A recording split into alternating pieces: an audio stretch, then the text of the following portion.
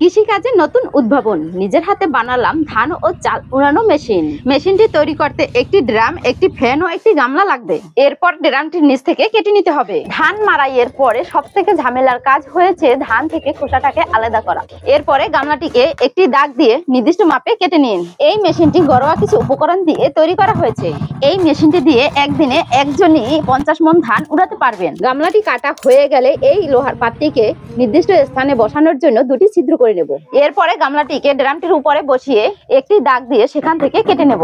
আমি এইসব উপকরণ স্থানীয় বাজার থেকে কালেক্ট করেছি। আপনিও চাইলে এরকম একটি মেশিন তৈরি করতে পারেন।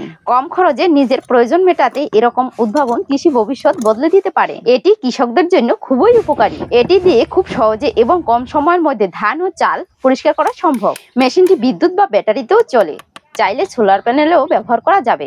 আমি এখানে মেশিনটি রাখার জন্য একটি স্ট্যান্ড গাড়ি তৈরি করে নিয়েছি। এই মেশিন দিয়ে 1 মিনিটে প্রায় 20 থেকে 25 কেজি ধান পরিষ্কার করা যায়, কিন্তু এতে সময় বাঁচে, খরচ বাঁচে আর শরীরের পরিশ্রমও কম হয়। এখন আমি মেশিনটির নিচে একটি টুকরো টিন বসিয়ে নেব।